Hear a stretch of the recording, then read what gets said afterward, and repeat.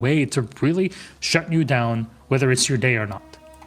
Yeah, and I mean, Empire was definitely the team that I think we looked at being the next one to take up that mantle of Penta / G2, where, you know, Penta's run from 2017 until the middle to later part of 2019, depending on when you want to kind of set the end of that run, was something that was absolutely outstanding to watch.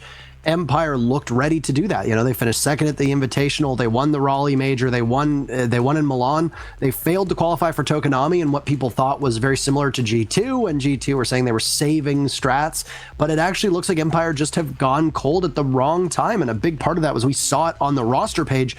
Joystick is putting in the worst performance that he's ever had in Pro League. He has not been trading out well with his team. Karzeka, who started off as one of the best players in EU Pro League statistically for the first half of this season, the second part of this split, he's also been dreadfully bad. That's left Empire with just one win out of 3 play days. They've got 3 points out of a possible 9, and Dan has been the only outstanding member of this team. So it's very interesting to me to see how these two teams are going to collide. Consulate's going to be the matchup, or the map rather, where these teams match up. As if Shaiko and Dan both show up, that's great. If Empire can get some greater depth from Joystick and Karzeka, then I think that that's going to give a massive edge to Empire. Yeah, maybe we see Fabian moving to Team Empire. That's something that can come out of the blue, to say the least. But this is our matchup. We know the map we're going to be playing on, so nothing out of the ordinary. It's a map that BDS are very comfortable with. And wow, BDS beating out Empire on the public poll, 59% to 36 and a 5% draw ratio. Honestly, after Team Empire's performance, both teams actually have had, as we mentioned just a couple of minutes ago, tremendously terrible performance over the past 3 play days. So today is kind of battle of the giants that kind of have a glue mine stuck in their foot at the same time. So I don't know how to call this one. Empire can swing we'll call back. it a rough match. A rough match, exactly. That's a reference and a half right there. So there's BDS now setting up for Team Empire, excuse me, for the first attacker ban. It's the Capitao. It's a very standard ban to have there. Second operator might be a Heartbreach, might be BDS denying a Thatcher. They're not someone that bans a Habana, for example. You might see them remove a Thermite, but other than that, I expect a Heartbreach for the second op. This was an interesting one because I thought it could have easily gone the way of Maverick, but Team Empire rely an awful lot on Thatcher, as do BDS, but BDS have proven that they can be very flexible. Throw Shaiko on Maverick, he can fry enemies just as effectively. And you don't necessarily need a Thatcher with the way that BDS is going to play around that. So take the Thatcher out of Team Empire's arsenal, as Empire loves running that Thatcher, whether it's Joystick, whether it's Dan, whether it's Shepard or Scyther or Karzeka, whoever wants to play Thatcher. Usually it's Dan, or usually, at least from what we've seen, it's going to be him playing that operator. It's now going to put Dan on something maybe a little bit different. I wouldn't be surprised if we see Dan go on a more aggressive role and then have maybe Joystick move towards more greater flexible roles or support, but that's just my expectations. BDS also ban Echo, and then Clash is taken out by Empire too. All right. I mean, I don't want to repeat the whole thing that I did last night. I don't know why. Maybe it was just so late, but I appear to have ranted and talked about Maverick for a few hours, to be relatively precise in the number of time, or the amount of time, excuse me. But I really want to mention him today if we don't see him. I expect maybe Empire to have some sort of breach denial, but it doesn't seem to be the case here. Cafeteria Garage, Ironics, or as we knew him before, is RX. We're going to keep saying it, but come next season, if he sticks to this name, we're definitely not going to mention the name again. But there's the Ash. Is going to be brought out. Protect your bombs from being defused by Wamai and Jaeger combination. This, to me, sounds like they're going to stick onto yellow stairs for quite a while, and you can put so many Wamai discs around this area. We actually saw this in a previous game. I think it was last week, I think it was last week with Monday. Yeah, it was Monday, and that was Pasha and his squad of Force playing, and they pushed into the same lineup here with all the Goyo shield. They were able to do it once, and then they lost because the defense was sitting very comfortably in the back. And what you need to do as an attacker is that it's not just about destroying the Goyo shields, because their utility sink, but you need to push deep into site, into A, maybe with 1 or 2 players, just to shut down the players that are in there from the defense. Otherwise, your plant is not going to easily calm down. And in my opinion, bring a Maverick usually helps well in here when there's a, hard breach denial, better than just take control piano and all of that. But still, you have a Hibana, you have a Thermite, you do that work, that wall is not going to stand a second. I'm actually kind of surprised to see that after Thatcher got removed, that Empire didn't opt for a possible Kaid ban, or at least go for one of the breach denial bans, because it's going to give a lot of power to BDS, and obviously with them taking out Thatcher, they're going to know how to play around this. And right away, down goes Shepard. The Wamai that was playing a little bit too far off site is very easy fodder for Shaiko, and name a better duo, Shaiko and just absolutely destroying anybody he finds in his way.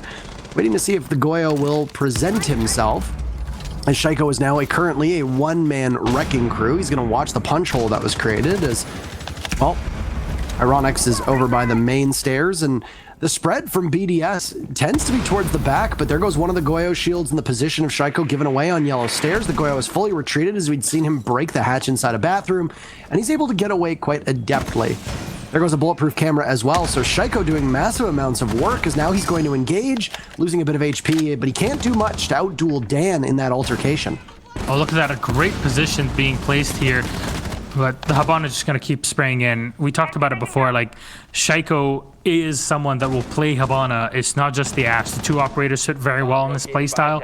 He can do work and then, proceed actual breaking into sight, breaching, etc. And then using his gun to get some very effective kills. And Ironix is going to be watching down. He's checking pipes, but there's one player inside of the hallway. Expected. He sees the shield. He's burning the ADS to try and shoot behind, and no bullets will be hitting any players from Empire behind that shield. In the meantime, still, Team Empire have lost 1 player earlier on. It's something they have to play with. Scyther down to 50% HP, and Reshiro is waiting to push in from behind, and we have a double kill. There's so many people being banned, we can't even see the amount of kills that are happening. Shaiko finds 1 more, and BDS are running on low information here with no drones. Reshiro will find 1 before being felled by Joystick, but the work's already done. You can't really deal with this plant being set down, and pressure from Ironix from above should be more than enough to trap the defenders. You don't know what to do against this onslaught, and the whole of the top floor using all that soft breach. Joystick is going to rotate up way back through meeting console and down through yellow stairs, and all those staircases are going to be washed and checked. 4 plays left of BDS to get Shaiko, but doesn't even matter at this point. It's possible to actually get it, however, BDS is already in very good post line positions, and that'll be a first round for the Frenchman. It was really just Joystick prolonging the inevitable, getting an impactless frag and taking about 15 seconds or so to get from one side of the map to the other here on Consulate. Obviously a troubling position for him to find himself in. And what really set off that entire take by BDS? Well, first and foremost, it was a lackluster roam from Shepard as he was unsupported. He gets the, taken out in the very first opening death of this matchup. Shaiko then has so much free range. He drones himself up that second floor. It looked like the other half of the second floor was already droned out by a member of his team. He knew that he had all that area to work with. Because the way that the garage defense is structured, you're likely going to see 2 to 3 of the defenders sitting down below. And lately, teams have been putting that 4th defender on the main floor inside a bathroom. It can be a mute playing in bathroom, it can be a Mozzie playing in bathroom, a smoke. In this case, it was the Goyo that was positioned in there, and because of the kit that Goyo has, he's very capable of just getting himself out of trouble if things start to go south. Dan was able to read the situation by Shaiko, and he got away just in the nick of time as Shaiko was hunting him down.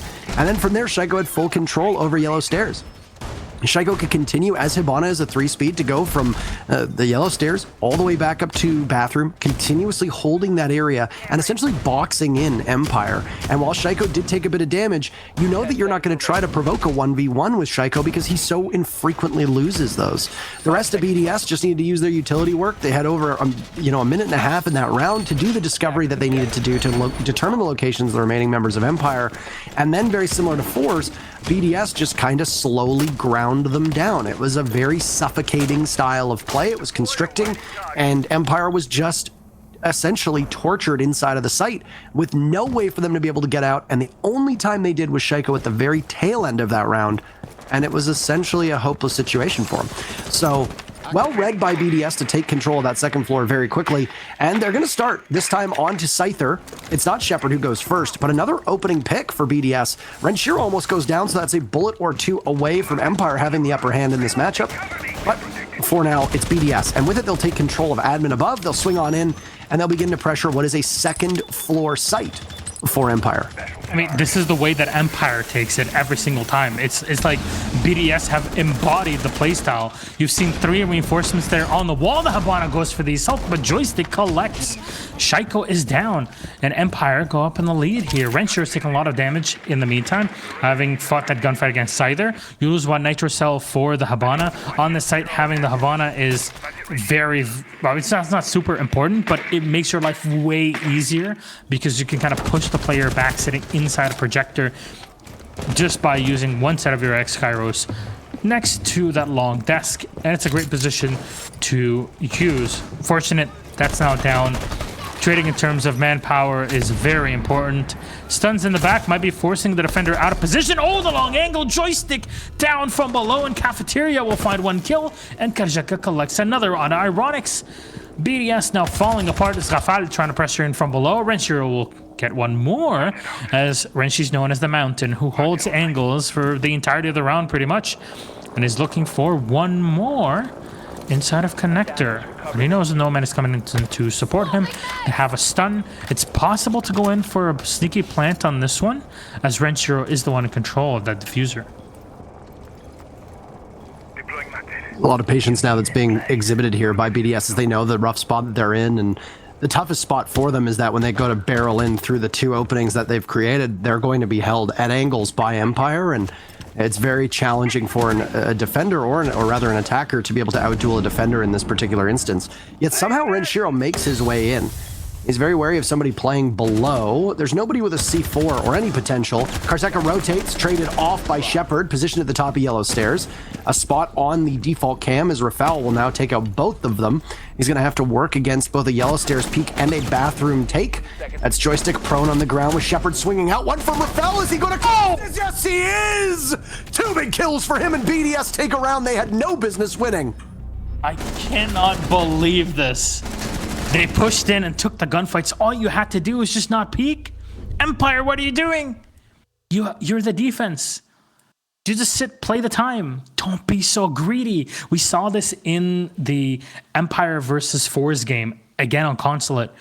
Empire were so greedy so many times. They lost 2 rounds, at least, just for free like this. Peaks that should have never happened. This is so unfortunate and 100% Empire's mistake. No questions about it. BDS capitalized on a big mistake. Of course, they have great players. You saw the plays from Rafal. But in the end, this is enabled by Empire's blunder. So right now, your Empire, you need to slow it down here. They're going to go back to the same site as they realize that it was their fault. And they're going to try to play this relatively the same way, Joystick downstairs. But Empire will know what's up. Or, excuse me, BDS will know what's up. So they can actually commit more players to that bottom floor, or at least somebody to help out in Spiral. Because once you have that, you've shut down the map control that Empire gave themselves in the last round and what allowed them to get super close to winning the round.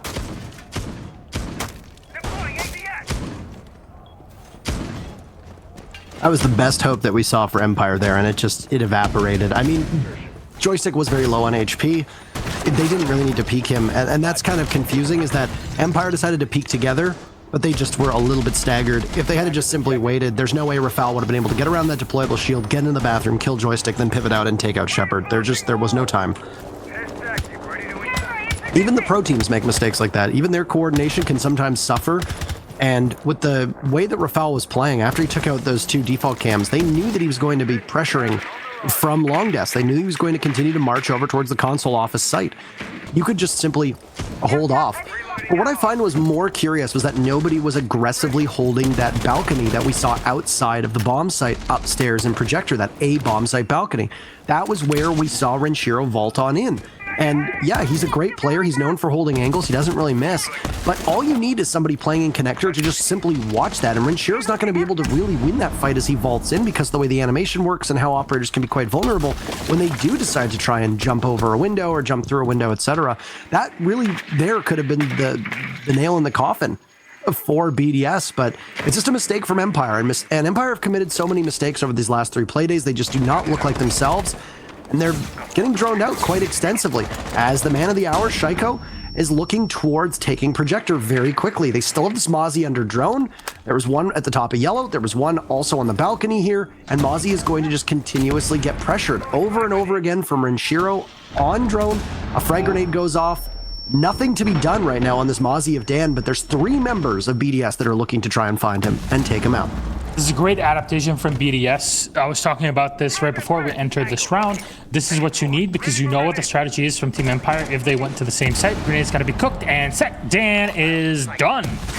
So very well done there by BDS. Something that Alems is doing right now with the Buck is similar to what we saw Fabian doing when still played on the active roster at G2 in the first half of this season. And he was just going around and collecting kills by lurking as the Buck. Now, Joystick is still in the service stairs. He's making a lot of noise, so the attackers will know where he is. Unfortunately, for him, Ironics is just going to fall back. He was there at the perfect moment, walked away with that hammer. Perfect section there, but Renshiro is down and Joystick knows it. Karzeka with the finisher on Alems. Renshiro is still in. So BDS are losing numbers, but Rafael will strike back and eliminate Karzeka, with Joystick getting the finisher on the Zofia. It's a 3v3. The SMG-11 rattles off but does nothing at the 32nd mark. It's Shaiko to collect one more into yellow. He doesn't know how he's not hitting them there in the back, but he doesn't need to actually fight. He just needs to survive. Allow that diffuser to be planted, and you have 2 long angles for you to watch. Shaiko still fights again and finds Shepard inside there with a nitro cell. He fires it off at the default. Nobody to answer there. He's on 1 HP. You breathe on him, and he's barely gonna be alive. And there's the shot. The hole's used correctly. Probably the stairs in that case. And BDS will collect yet another round. Man, this is just... it's murder. 1 HP and the MPX in your hand? That's an unwinnable situation. That's a barely winnable situation. In a 1v0, you're still almost likely to lose that one, and now you're obviously going to lose it in a 3v1 with BDS and the perfect post plant.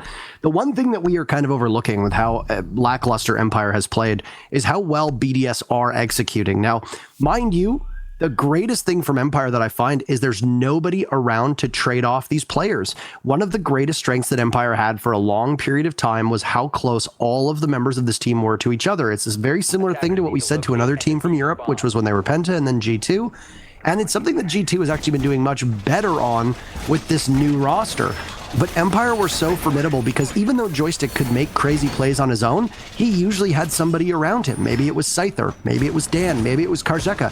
Maybe Karzeka was entering and they were getting droned in by 3 people. And this superhuman playmaking that we saw from Empire slowly but surely fell away, and they started to play more as individuals. This was no greater scene than when Karzeka was playing Zofia a ton on entry and was making things work on his own, Consulate being a map where he particularly shined on. And now what we see is that Empire is still making a lot of these plays on their own, but they're just getting out gun skilled. Their coordination looks amiss, their aim looks amiss, and they need to change things up. I know that Empire don't counter-strat their opponents, or at least claim to not counter-strat their opponents. That's all fine and well. But it's getting to a point where whatever formula Empire is using is just not holding water at all. And they are up against a team that does not have a single point in this split, and in fact has looked quite weak in this second split. And yet BDS look like world beaters at the moment. And a large reason for that is Empire's ineffectiveness to work together and be able to punch back when BDS tries to land a punch. Correct. I mean, I couldn't have put it better myself. This is just Team Empire unable to adapt. They're just not playing like Empire. It's BDS playing like what Empire was only a few months ago. This is how I'm seeing it. They kind of swapped the playstyles, and it's working very well for BDS. It's Empire. I don't want them to turn into the punching bag here. That's for sure. But not what you would be expecting at all. though BDS are adapting very well to Empire's play. They put the Habana, though, on this top floor for the roam clear. You usually see Shaiko running the Ash. In this case, you want to use at least one Heart Breacher, and this is your only Heart Breacher, yet he's the one that's actually engaging. I thought he's going to find one kill on a joystick, and he knows that there's one more inside of that bathroom. He's going to keep on firing. Not sure if the side of the bathroom was reinforced, but Alem's going to be tagged down to 48 HP. Defender is approaching. Keep on checking. Yeah, there's the reinforcement. So you can't really shoot through it. Karajik is going to fall off, and no, is actually going to go up the stairs right into the welcoming arms of Alems, who collects yet another joystick. And Karajika, the duo, is now dead, and they weren't even doing up together. They were far away from one another. Empire playing the solo wolf style, and it just doesn't work against BDS. Nothing's really working right now for Empire at all, as they keep conceding that opening pick. They keep conceding map control. They're conceding the clock now. Two members of Empire try to outduel Renshiro, and just nobody able to do it. The greater issue for Empire is just that they can't hit these shots, and they are proving to be very scared. I wonder how much of this is mental. Dan has now been picked up as Shaiko springs in over the railing, and he'll continue to march over towards the staff area as a rotate comes out, and he gets finished off. A flawless round from BDS, and so far a flawless map for them too. 4-0 on Consulate, long considered to be one of the best maps for Empire, and it very much does not look like one at all. Map one that we saw, or matchup one that we saw between Chaos and Fours was a quick one, but this one right now is simply breaking records on speed. Empire have already lost 0-7 against G2. Are we about to see another one? 3 rounds away from BDS being able to answer that question with a very affirmative yes. I know things are getting a bit hotter outside and the weather is getting a bit better, but I didn't know that it was already time for SGDQ Rainbow Six Edition. This is really fast. This is BDS really in control of the whole game. And as we mentioned, this is BDS that have had a terrible second half. They lost to Chaos, they lost to Navi, they lost to Rogue 7-2, 7-4, 7-4. A tough time, but Empire themselves, and they might have beaten Navi, but it was a really tough game. They lost to G2 7-0, they lost to 4 7-3. I don't want it to turn into the olden days barrage style of you're doing an interview with Team Empire finally, and it's just someone has this on the blackboard behind them, don't get 0-20. It's just, it's difficult to really watch it happen. It's not something we're definitely used to at all. But I want to see how this strategy shapes up. You bring the Wamai again. You're bringing the Valkyrie to give you more information. You let go of the whole thing of, okay, we're going to run the long angles, play ACOG with a Doc, with a Rogue, or with an Echo. You bring the Mossy, no mute, fair enough, but there's a lot of funnels on this map that work well with this, even with the windows. There's a lot of utility. You double up with that Wamai, you double up with the joystick running the Jaeger. Interchangeable names, to be sure. But this is not the answer, in my opinion. BDS, they're not only really outplaying or pushing themselves heavily into their utility, but they're just droning and contesting effectively. And I just don't know what's the right way to deal with that and help yourself win those 1v1s. Maybe the best way to do it is to try to take more gunfights as duos instead of just being solo. Swinging from admin, as it looks to be very similar from BDS as to how they're going to take control of this execute. And well, Empire is not opting for another site at all. There's still Teller's archives available. There's still very much lobby downstairs, but BDS are just gaining ground in a hurry. It's only been a minute or so, and all of admin is theirs. Shaiko is just absolutely fearless at the moment. He is not being confronted by anybody at all. I think the drone is stuck, by the way. I think it fell through the floorboards. Obviously unideal, as that's a piece of the utility that is now gone for BDS, as Shaiko had seen some gun tracers come from the top of Spiral Stairs. First kill is technically credited to BDS. They get another opening pick, but it's largely inconsequential as Joystick immediately refrags it, and Empire now take the lead in the kill feed, leaving just Shaiko as well as Ironix up. And the default cams being a bit of a problem now, as Shaiko will have to watch as Ironix goes for the cover. Lots of gunfire coming in, and there's Shaiko with the Type 89. So smooth as he's able to get the diffuser down from Ironix, and the cover from Shaiko is exactly what's needed. So now the timer will tick away against Empire. Scyther is going to bleed out, so it puts Karzeka in a 1v2. He uses his very last toxic canister as he'll try to head over to the bomb site, but there's a drone there. It'll continue to mark away at him. Scyther perishes from the claymore that had downed him earlier on. SMG 11 in hand, but the SMG is better for Karzeka. It's going to be Karzeka versus Shaiko now. 15 seconds, 14 seconds, the timer just continuing to bleed. Karzeka points up. This is do or die for Empire. They know they're running out of time, but it doesn't matter. There's still a drone in sight, still the marks for BDS. They never lost control of that round one bit, and they haven't lost control of a single round. They're up 5-0. Look at this. Every team in the situation BDS was in would have done this exact thing, which is, okay, guys, they're falling back behind the shields. Let's get into this mindset of, oh my God, it's 20-second meta, it's going to ruin our lives, and just push them. They're not expecting you. It's the same thing you do to any Ying that expects to flash you, and they're so happy with their utility that they get overexcited and just keep running towards you.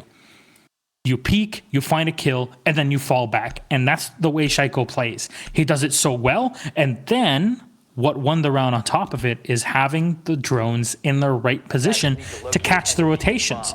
You have all the information down through those walkways. Again, this is the thing that makes the mute Mozzie combination so strong, but actually ends up working against you as a defender if you lose control of a site, because it only takes one drone to get you so much information as an attacker in that case that saving drones is not the most important part. The economy can be easily handled. You can just lock down the other half of this hallway with just one player running down it. And Empire will choose to go back to the same site, and they're going to change it. I talked about it in the last round. They didn't bring someone on an ACOG to run long angles. They brought the Valkyrie. This time their change is, let's bring Scyther on the dock. He might be the one that saves us because they have the shield in the hallway looking down into long desk. Maybe somehow they can fight Joystick at this, or sorry, Shaiko at distance and win a gunfight. I don't know if really there's anything that they can do to stop or derail this BDS play, as it's yet another console office defense. Lycan had talked about Empire's poor map pool on Twitter after their matchup, and I don't necessarily know if that's the only issue, because, yeah, I mean, with Theme Park out and not being a map that you really want to see Empire play, with the fact that you don't want to see them play Villa, the fact that they are reluctant to go to other maps that you might see them want to go on, they can't play Clubhouse, they can't play Border all of the time, and Consulate as well is a very good map of theirs. But regardless, I mean, I just pointed it out. Consulate is a historically good map for Empire, and they are struggling. They're struggling to land their shots. They're struggling on the roam. They have no real control over the site. And just a couple seconds ago, they lost yet another opening pick, which BDS is just absolutely eating their lunch on. Dan gets sprayed through the wall by Ironics down in garage. And as a Lems enters over from yellow, there's more control just being lost by Empire fairly quickly. The confidence and the boldness that we're seeing from BDS, because they know that they don't really need to fear Empire fighting back, is allowing BDS to just make plays that would be absolutely silly against other teams, but they're going unpunished right now against Empire. Unpunished is definitely the word, and I don't really know how you can punish BDS right now, because Empire are doing things correctly. Even though they're losing currently, they are making the right moves. It's just BDS are surprising them. They keep pushing through the hallway where you're like, no person, no sane human being would do that. Joystick's gonna get one kill, and there's a Lems already waiting for Joystick on the refrag. Two players are already down here for Empire, but Lems and Shaiko are very low on HP. It's something that could easily be exploited by the attackers, the defenders, excuse me, specifically since Karzeka on the smoke is still alive. Look at the amount of damage done, and traded Shepard will finish off Lems as he goes off for that headshot, and as the cleanup as well on Ironics, using the secondary with only Renshiro and Shaiko alive. And I say only, but these are the two that have won it before, and they can definitely do it again. Combination, given time and space, they're gonna collect one kill. That's Renshiro for one. And Shepard has gone down. You're turning around the corner. You find the smoke. I can't believe this. This is actually happening right now. Scyther is last alive. He's the doc. He can overheal, go for the gunfights, but it's tough. He has the info. He gets Renshiro the second. Lines up for him. They didn't know he was in the bathroom. And Empire, finally, they stemmed the bleeding, but for how long? 5-1. The rare misstep from BDS in this matchup so far, and really boils down to a lack of drones and a lack of time. 20 seconds left, and you've got Scyther playing in the bathroom. There's no intel for BDS. They have no clue where to go. It looked like they might have been trying to take control of console and then assume that the last person was on yellow stairs. Obviously, hindsight is 2020, and we had the perspective to know that that was not correct. So finally, Empire is able to put on a round, as you now swap sides on Consulate, but BDS still very much have the upper hand, and that isn't a round loss that really blows your momentum. Not at all. So BDS are still going to be very much in the driver's seat here, and they are going to make a very quick call. Let's go to a site that hasn't been played between these two teams. They'll go to Lobby. The thing with Consulate is that Lobby has largely become one of the least played sites with how, I guess, readily defendable and playable Teller's Archives has become. A split bomb site over on the east side of the map has, for many teams, become their preferred tertiary or third bomb site. Not for BDS. They're going to run with Lobby instead. And a lot of the ways that you're going to defend Lobby are going to be very similar to the way that you defend Console Office upstairs. You're going to play aggressively on that second floor. The moment that you lose control of the second floor, particularly the projector room, which is right over top of the main lobby, which is where the B bomb site is, you lose so much as a defender in terms of cover, in terms of ability to rotate, in terms of controlling the default plant spots, because the line of sight into the lobby is going to come from the main door. Additionally, you can have people playing on rappel too. So Empire, a team that does not look that well coordinated, will need to make something work, and they immediately surrender a pick. 10 seconds is all it takes.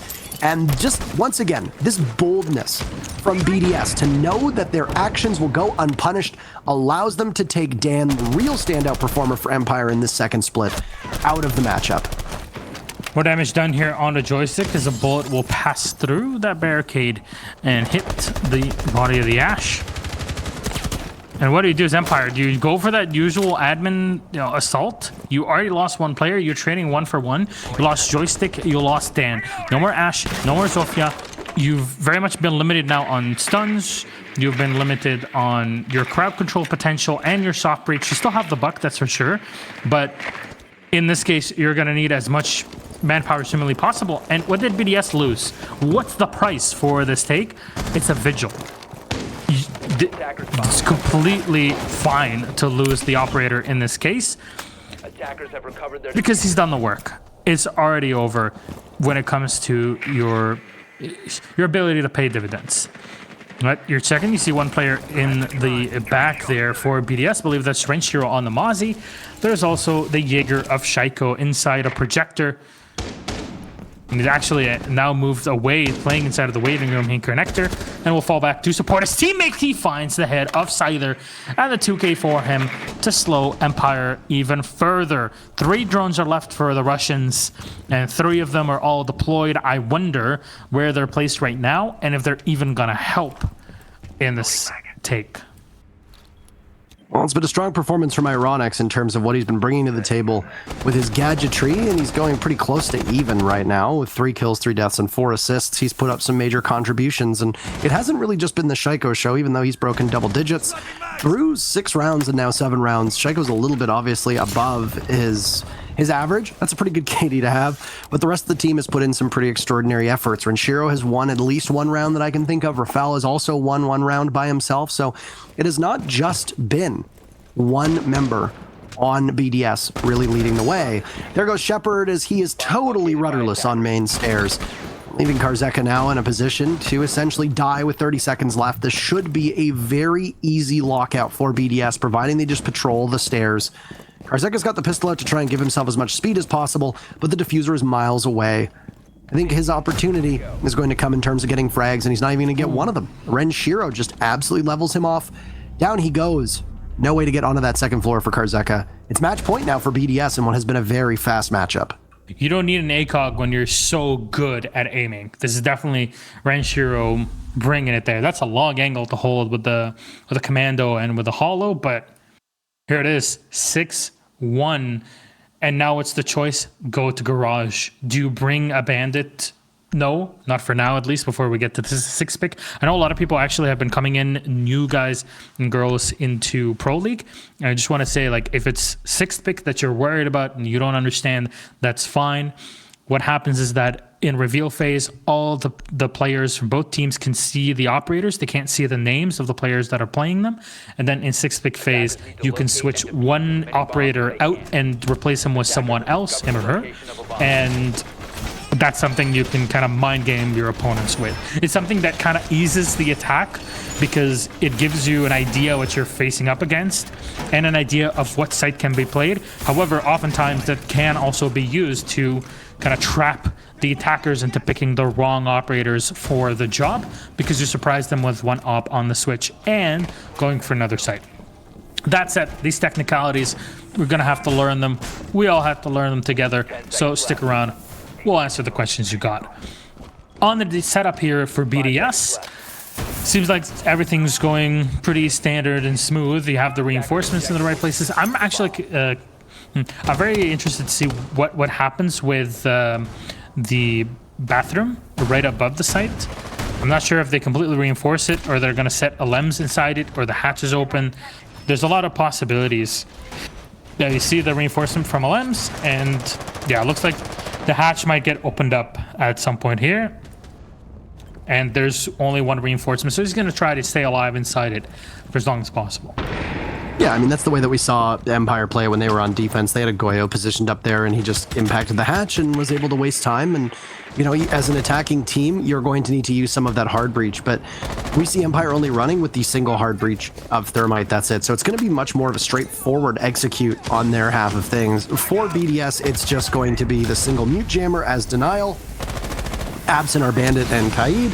So you don't need to particularly worry as an attacker about somebody preventing you from getting into the garage. And just like that, the exothermic charge from Shepard will open up that pathway on in, allowing Empire to just get some more ground. The question is, where does that second exothermic charge go? 4 members of Empire are all stacked up on the garage right now, just watching intently to see if somebody's going to peek at them. You've got one member of Empire watching above, you've got one watching the garage, you've got another watching a second angle in garage. In fact, all 5 members of Empire are there. I don't know if this is going to be an intended 5-man push as they spring into the site, because it could most certainly be to their death, especially if those evil eye cams are still in position. There goes one that was positioned over by the wall by pipes, by the side of black car, and it looked like there might have been another evil eye cam on the bottom underneath either white van or black car, so we'll have to keep an eye on that. But Empire right now have wasted about a minute or so. It was sitting right here at the bottom of the white van, and it got destroyed with the first ash charge. They burned off the ADS there. Kajika's going to find Shakwa, at least something. But if a 3-layer defense in every angle, Alems will find one kill. This is the play, though. Push in and go for the gunfight. Alems gets another as Kajika is going to be able to, at least trying to equalize there. Renshiro keeps on firing, and there's the Alda. ACOG or no ACOG is going to do work. Renshiro will collect the last 2.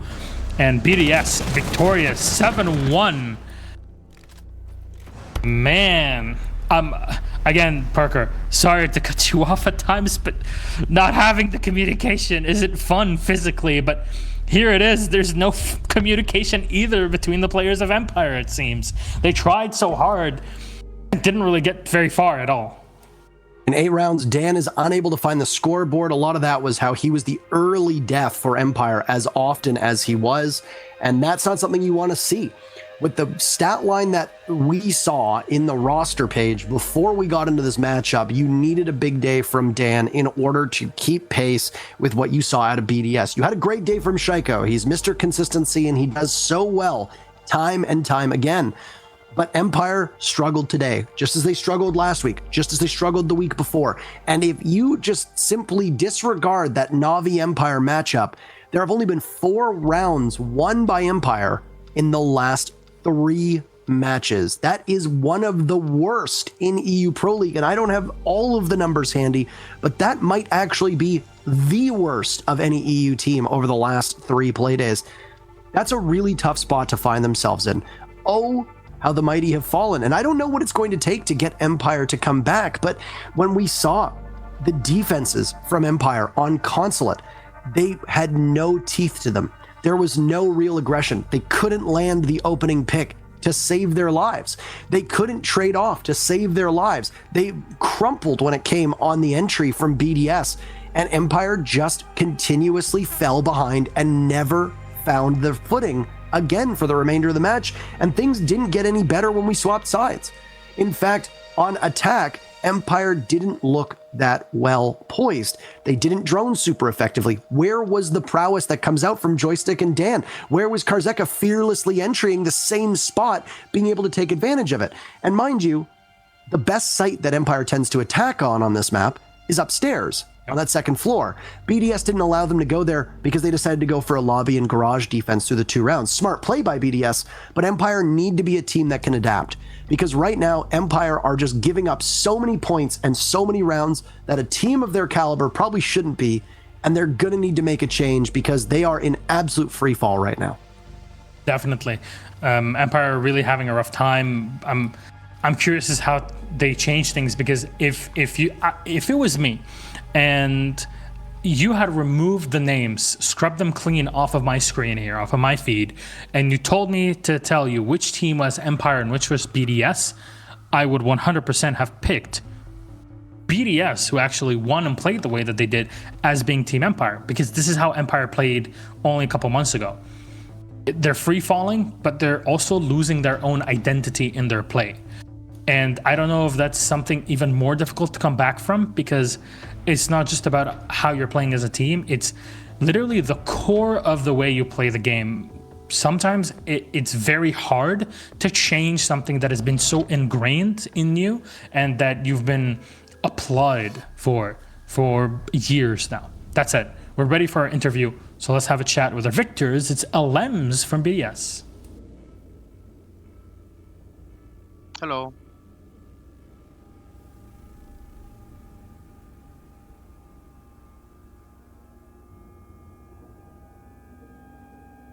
It Hello. seems like give me a sec. I can't hear or see anything.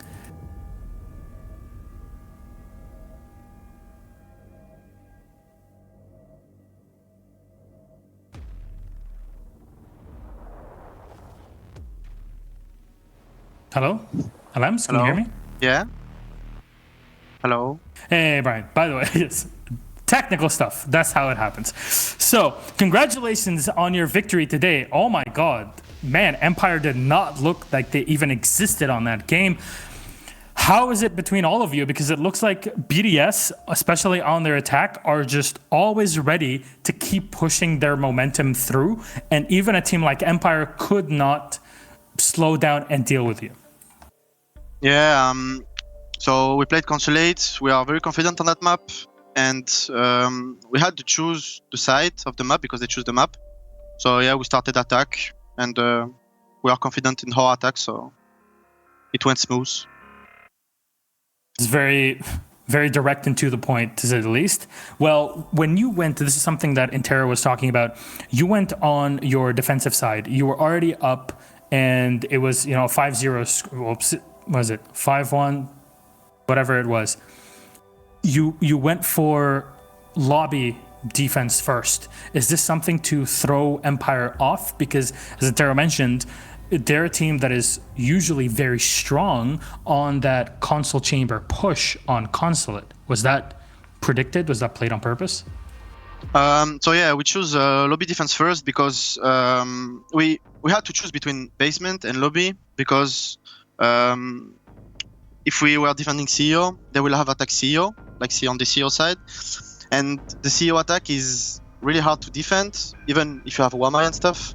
So we're like, okay, let's start lobby, and after we'll go basement. So we'll try to put those bomb site first. All right, that said, BDS victorious finally. You guys have had a rough first play days, so have Team Empire. It's definitely a refreshing victory, I'm sure, for you. And next week, though, you're playing against Fours on Monday. Anything you want to say about that game before we close things out?